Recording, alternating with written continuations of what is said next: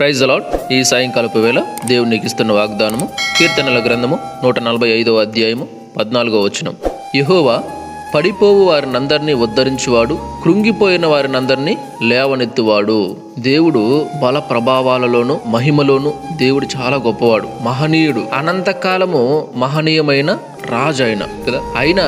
ఆయన జాలి అలాగే దయ చూపడంలో కూడా ఆయన గొప్పవాడే అని చెప్పొచ్చు అన్నమాట.